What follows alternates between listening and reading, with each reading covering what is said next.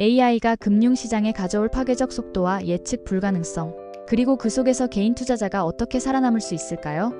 지금 우리가 이야기할 것은 단순한 투자 팁이 아니라 AI가 지배하는 시대에 닥칠 수 있는 금융 위기에 대한 생존 전략입니다. 세계적인 금융 분석가 제임스 리카즈는 AI가 시장을 더욱 가속화시키며 위기의 전개를 인간이 따라잡지 못할 정도로 빠르게 만든다고 경고했습니다. 실제로 뉴욕 증권거래소에서 거래되는 주문의 95%는 이미 자동화 시스템이 처리하고 있습니다. 한때 객장에서 호가를 주고받던 인간 중개인들은 역사 속으로 사라졌고, 이제 객장은 그저 상징적인 박물관에 불과합니다. 문제는 이 속도가 위기의 파급력을 기하급수적으로 키운다는 점입니다. AI는 인간처럼 감정적으로 머뭇거리거나 주저하지 않습니다. 데이터와 알고리즘에 따라 초단위, 아니 밀리초 단위로 매도와 매수를 결정합니다.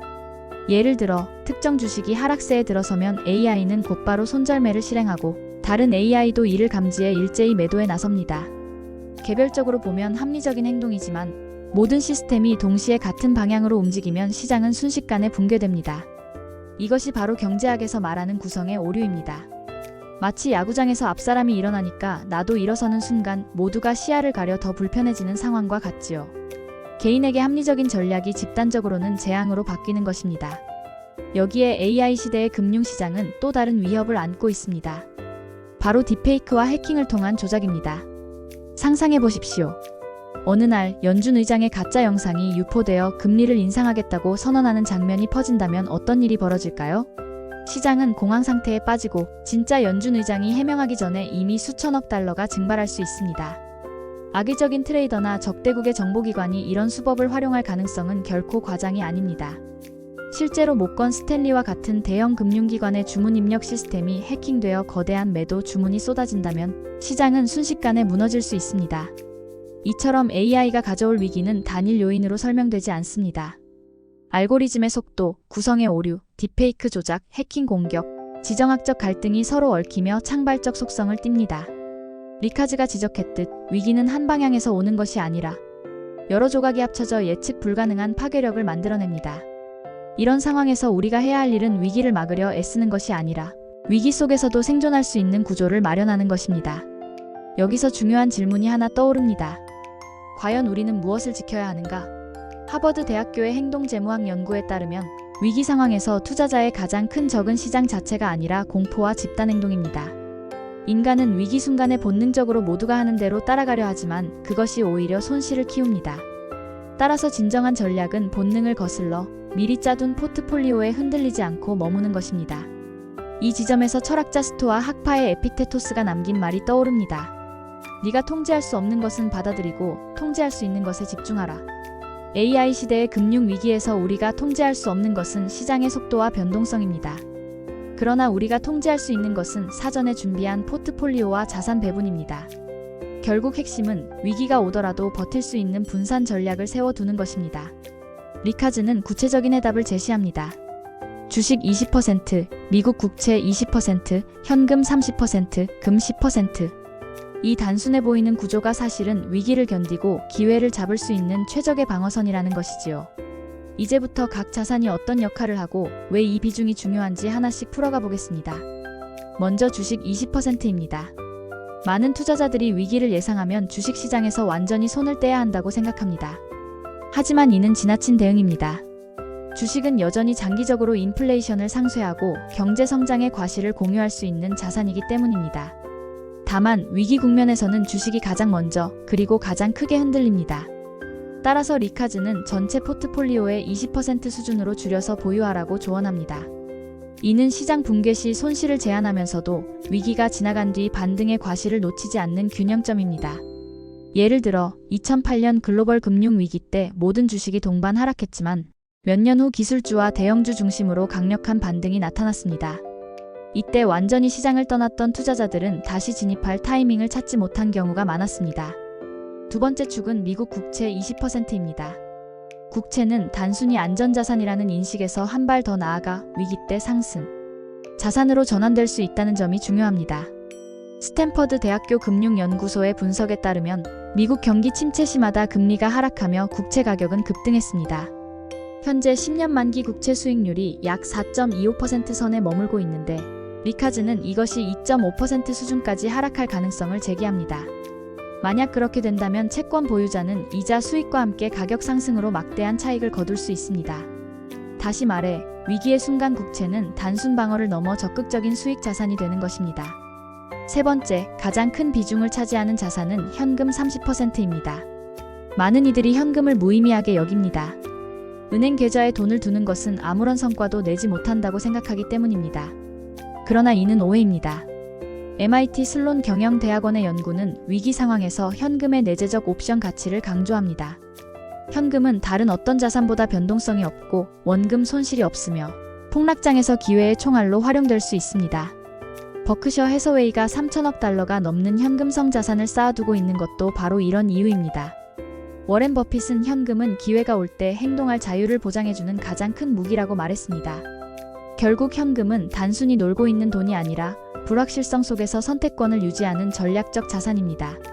마지막 축은 금 10%입니다. 금은 위기 때마다 시장 참가자들이 돌아가는 최후의 피난처입니다.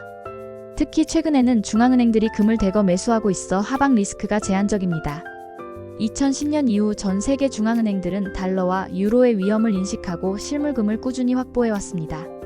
케임브리지 대학교 국제금융센터 연구에 따르면 중앙은행의 금 매입은 금값의 안정적 지지선을 형성하며 가격이 하락할 경우 매입 수요가 늘어나 시장을 떠받치는 역할을 합니다. 따라서 금은 20% 하락하더라도 포트폴리오 전체에는 2% 손실만 반영될 뿐이며 반대로 시장이 패닉에 빠질 경우 상승 잠재력은 사실상 무제한입니다. 이 네 가지 자산을 합쳐 구성하는 비율이 바로 주식 20%, 미국 국채 20%, 현금 30%, 금 10%입니다. 리카즈가 강조하는 핵심은 단순히 다양한 자산을 담는 것이 아니라 위기 국면에서 상관관계가 다른 자산을 배치하는 것입니다. 위기 상황에서 모든 주식은 동반 하락하기 때문에 섹터 분산만으로는 소용이 없습니다. 진정한 분산은 주식 외의 자산을 적극적으로 활용하는 것입니다. 그렇다면 이 전략이 단순한 이론이 아니라 실제 위기에서 유효할 수 있다는 근거는 무엇일까요? 1970년대 스태그플레이션, 2000년대 닷컴 버블 붕괴, 2008년 금융위기, 그리고 2020년 팬데믹 충격까지 돌아보면 네 가지 자산의 조합은 반복적으로 방어력을 보여왔습니다. 옥스퍼드 대학교의 거시경제연구진은 장기간 데이터를 분석해 위기 시 금과 국채, 현금의 조합이 포트폴리오 손실을 최소화하고 이후 반등에서 빠르게 회복하는 패턴을 발견했습니다. 다시 말해, 이 전략은 단순히 이론적 권고가 아니라 역사적 경험이 뒷받침하는 실증적 전략인 셈입니다. 그럼에도 많은 투자자들이 본능적으로 위기에서 모두가 하는 대로 행동합니다. 공포에 휩쓸려 전량 매도하거나 반대로 무모하게 저점 매수를 시도하지요. 철학자 존 스튜어트 밀은 이렇게 말했습니다. 군중의 본능을 따르는 것은 가장 편안한 길이지만 가장 위험한 길이기도 하다. 금융 위기의 순간에도 이 말은 그대로 적용됩니다. 결국 승자는 공포 속에서도 이성을 유지하며 미리 세운 전략을 지켜낸 사람들입니다. 이제부터는 AI가 불러올 금융 위기가 단순히 시장의 기술적 충격을 넘어 지정학적 요소와 심리적 요인까지 어떻게 얽혀 폭발력을 키우는지 살펴보겠습니다. 리카즈는 특히 딥페이크, 해킹, 그리고 국가 단위의 금융 공격이 결합할 때 위기는 더 이상 가설이 아니라 현실적 위협이 된다고 지적했습니다. 상상해 보십시오. 어느 날 아침 전 세계 투자자들의 휴대폰에 미국 연준 의장이 금리를 갑자기 2%포인트 인상하겠다고 발표하는 영상이 퍼진다면 어떻게 될까요? 설령 몇 시간 후 가짜임이 밝혀지더라도 이미 공포에 휩쓸린 시장은 수직 낙하하고 수조 달러가 증발한 뒤일 것입니다. 여기서 중요한 점은 기술적 조작이 단독으로 작동하지 않는다는 사실입니다. 악의적인 세력은 항상 타이밍을 노립니다. 중국이나 러시아 같은 지정학적 경쟁국이 미국 금융시장을 공격하려 든다면 이미 시장이 흔들리는 시점, 예컨대 실업률 급등이나 경기 침체 신호가 감지되는 순간을 택할 가능성이 큽니다. 이것이 바로 군사학에서 말하는 전력 증강 효과입니다. 기존의 취약한 상황에 작은 충격만 더해도 파괴력은 몇 배로 커지는 것이지요. 또 다른 시나리오로는 대형 금융기관의 거래 시스템 해킹이 있습니다. 만약 모건 스탠리나 골드만 삭스의 주문 입력 시스템이 뚫려 애플이나 구글 같은 대형 주식의 거대한 매도 주문이 쏟아진다면 어떤 일이 벌어질까요? 그 주문이 실제가 아니더라도 거래소는 이를 구분할 수 없고 기관은 거래소에서 퇴출 위기에 몰릴 수 있습니다. 소문만으로도 해당 기관의 신뢰는 붕괴하고 연쇄적으로 다른 은행과 투자자들이 도미노처럼 무너질 수 있습니다. 이처럼 AI가 주도하는 시장 위기는 단일한 악당이나 단순한 음모가 아니라 여러 요소가 동시에 맞물려 발생합니다. 이를 창발적 속성이라고 부르는데, 이는 개별 요소만으로는 설명되지 않는 새로운 파괴적 결과가 나타나는 현상을 뜻합니다. 속도, 집단행동, 딥페이크, 해킹, 지정학적 긴장이 얽히며 시장은 어느 날 갑자기 완전히 다른 국면으로 전환될 수 있습니다. 그렇다면 이런 위기 속에서 개인 투자자가 취할 수 있는 태도는 무엇일까요? 케임브리지 대학교 행동경제학 연구에 따르면 극도의 불확실성 속에서 가장 위험한 것은 과잉 확신입니다. 즉, 나는 남들보다 빨리 움직일 수 있다는 착각입니다. 하지만 AI가 지배하는 시장에서 인간이 기계보다 빠를 수는 없습니다. 따라서 해답은 속도 경쟁이 아니라 속도 밖에 서는 것입니다. 즉, 애초에 포트폴리오를 안전하게 구성해두고 위기 순간에도 흔들리지 않는 것입니다. 이 맥락에서 금과 현금의 비중이 더욱 빛을 발합니다. 주식과 국채가 시장 상황에 따라 변동할 수 있지만 금은 위기 때마다 최후의 가치 저장소로 작동합니다. 또한 현금은 어떤 공격에도 훼손되지 않는 순수한 구매력입니다. MIT 연구진은 이를 내재적 옵션이라고 표현했습니다. 폭락장이 닥칠 때 현금을 가진 투자자는 누구보다 먼저 기회를 잡을 수 있기 때문입니다. 이 지점에서 철학자 프리드리히 니체의 말을 떠올려 봅니다. 혼돈 속에서도 춤추는 별을 잉태할 수 있어야 한다. 금융위기는 혼돈입니다. 하지만 그 속에서 기회를 잡는 이는 미리 준비한 자들 뿐입니다. AI가 몰고 올 위기 속에서도 별을 낳을 수 있는 사람은 위기를 피하는 사람이 아니라 위기를 견디며 기회를 활용하는 사람입니다. 실제로 역사적 사례는 이를 증명합니다. 2008년 금융위기 당시 공포 속에서도 충분한 현금을 보유하고 있던 투자자들은 헐값이 된 부동산과 기업을 사들였습니다. 이후 10년간 그들은 막대한 부를 축적했습니다. 반대로 공포에 휩쓸려 전량 매도했던 사람들은 시장이 회복된 후에도 다시 들어갈 용기를 내지 못했습니다. 결국 위기에서 진정한 차이는 누가 살아남느냐에 달려 있습니다. 여기서 다시 한번 강조해야 할 점은 AI가 만드는 위기는 인간이 통제할 수 없는 영역이라는 사실입니다. 그러나 우리가 통제할 수 있는 것은 자산 배분과 심리적 태도입니다. 옥스퍼드 대학교 금융학부의 실험 연구에 따르면 사전에 포트폴리오를 설계하고 위기 시 변경하지 않겠다는 규칙 기반 투자자가 위기 뒤 더 높은 성과를 냈습니다. 반면 위기 때마다 전략을 바꾸려 했던 투자자들은 평균적으로 손실을 키웠습니다. 이 실험은 리카즈가 제시한 전략의 근거를 학문적으로 뒷받침합니다. 이제 남은 질문은 이것입니다. AI가 불러올 위기가 단지 금융시장 내부의 문제에 그칠까? 아닙니다. 리카즈는 이 위기가 달러의 지위, 국가 재정, 그리고 세계 경제 질서 전반으로 확산될 수 있다고 경고합니다. 다음 단계에서 우리는 달러의 위상 변화와 미국 재정 문제, 그리고 중국 경제의 취약성을 통해 AI 시대 위기가 어떻게 글로벌 차원으로 확대될 수 있는지 살펴보겠습니다. AI 시대의 금융 위기는 단지 시장 차원의 충격에 머물지 않고 달러의 위상과 세계 경제 질서 전반으로 파급될 수 있습니다. 리카즈는 러시아 사례를 예로 들며 이를 설명합니다. 2022년 우크라이나 전쟁 이후 미국은 러시아를 강력히 제재했지만 의도와 달리 러시아 경제는 오히려 버텨냈습니다. 이유는 단순했습니다. 러시아가 이미 2009년부터 실물금을 꾸준히 사들이며 외환 보유고의 상당 부분을 금으로 전환해 두었기 때문입니다. 약 3,000톤에 달하는 금은 어떤 제재로도 동결하거나 압류할 수 없는 자산입니다. 반대로 미국 국채에 투자한 외환 보유액은 동결되어 사실상 무력화되었습니다. 이 사건은 세계 각국 중앙은행에 강력한 메시지를 던졌습니다. 달러와 미국 국채는 절대 안전하지 않다. 하지만 금은 여전히 자유롭다. 그 결과 지금도 중앙은행들의 금 매입은 사상 최고 수준을 기록하고 있습니다. 이 현상은 단순히 러시아의 특수한 사례가 아닙니다. 사우디아라비아, 중국, 일본, 대만 등 미국 국채를 대량으로 보유한 국가들 역시 경계심을 가지게 되었습니다.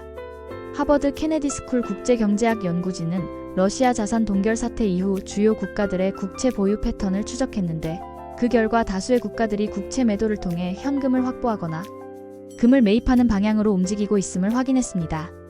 즉, 달러의 위상은 약화되지 않았지만 달러만 믿을 수는 없다는 인식이 확산된 것입니다. 그렇다면 달러 자체는 어떻게 될까요? 일부에서는 달러의 시대가 끝났다고 말하지만 이는 과장된 주장입니다. MIT 경제학부의 연구에 따르면 세계적으로는 여전히 달러 부족 현상이 존재합니다. 미국 국채 매도는 달러에서 탈출하기 위한 것이 아니라 오히려 달러를 확보하려는 절박함의 신호인 경우가 많습니다. 중국이 국채를 매도하는 이유도 달러가 필요해 자국 은행을 지원하고 통화를 방어하기 위함입니다. 즉, 국채 매도는 달러 약세의 증거가 아니라 달러 강세의 반영일 수 있습니다. 그러나 이 모든 흐름이 보여주는 핵심은 하나입니다. 글로벌 차원에서 불확실성이 커지고 기존의 질서가 흔들리고 있다는 것입니다. 이런 상황에서 AI가 불러오는 금융위기는 단지 기술적 충격이 아니라 지정학적 불안, 달러 체제의 균열, 세계 경제 전반의 구조적 위기와 맞물려 다차원적 폭풍을 일으킬 수 있습니다. 중국 경제를 예로 들어봅시다. 겉으로는 여전히 성장하고 있는 듯 보이지만 실제 내부는 심각한 균열을 안고 있습니다. 부동산 버블, 유령 도시, 청년 실업률 급등, 인구 감소까지 겹치며 사실상 경제적 화약고에 불이 붙기 직전 상태입니다. 옥스퍼드 대학교 중국연구소는 중국의 실제 GDP 성장률이 공식 통계보다 훨씬 낮으며 경우에 따라 마이너스일 가능성도 제기했습니다. 이런 상황에서 AI 기반 금융 공격이나 내부 자본 유출이 겹친다면 중국 경제는 급속히 흔들릴 수 있습니다. 그리고 이는 세계 금융시장에도 파급될 것입니다. 결국 AI 시대의 금융위기는 특정 국가, 특정 시장만의 문제가 아닙니다. 글로벌 자본시장 전체가 긴밀히 연결되어 있기 때문에 어느 한쪽에서 발생한 충격이 연쇄적으로 전 세계로 확산됩니다. 이 지점에서 철학자 칼 마르크스의 말을 떠올려 볼 만합니다. 세계 시장은 하나의 거대한 유기체이며 한 부분의 병이 전체의 병으로 번진다. AI가 가속화하는 금융위기는 바로 이런 세계적 병리 현상을 더욱 빠르게 확산시킬 수 있습니다. 그렇다면 개인 투자자는 무엇을 할 수 있을까요? 답은 다시 포트폴리오로 돌아갑니다. 주식 20%, 미국 국채 20%, 현금 30%, 금 10%. 이 단순한 조합이 바로 거대한 혼돈 속에서 우리가 지켜야 할 최소한의 생존 전략입니다. 주식은 미래 성장의 가능성을 유지하는 수단이고, 국채는 위기 때 오히려 이익을 가져다주는 자산입니다. 현금은 불확실성 속에서 선택권을 보장하는 무기이며, 금은 어떤 상황에서도 가치를 지켜주는 최후의 피난처입니다. 리카즈가 강조하는 이 전략은 단순히 투자 수익을 노리는 것이 아닙니다. 그것은 생존의 철학이며 혼돈 속에서 질서를 찾는 방법입니다. 스탠퍼드 대학교의 위기관리 연구는 이를 뒷받침합니다. 위기 국면에서 가장 성공적인 조직과 개인은 빠르게 적응하는 자가 아니라 흔들리지 않고 준비된 자였습니다. 이는 철학자 세네카의 말과도 맞닿아 있습니다. 운명은 준비된 자에게 기회를 준다. 정리하겠습니다. AI는 금융시장을 더 빠르고 더 불안정하게 만들 것입니다. 딥페이크, 해킹, 지정학적 갈등이 겹치며 위기는 어느 날 갑자기 닥칠 수 있습니다. 하지만 우리가 통제할 수 없는 속도와 혼돈 속에서도 통제할 수 있는 것이 있습니다. 바로 우리의 포트폴리오와 태도입니다. 주식 20%, 미국 국채 20%, 현금 30%, 금 10%. 이 조합은 단순한 투자 전략이 아니라 다가올 AI 시대, 금융 위기를 견뎌내고 그 속에서 기회를 잡기 위한 생존의 원칙입니다. 이제 선택은 우리에게 달려 있습니다. 준비하지 않는다면 위기는 재앙이 되겠지만 준비한다면 위기는 오히려 새로운 시작이 될 수 있습니다. 질문을 던져봅니다. 당신은 AI 시대의 금융 위기를 두려움으로 맞이하시겠습니까? 아니면 준비된 전략으로 기회로 바꾸시겠습니까? 구독과 좋아요로 함께 성장합시다. 감사합니다.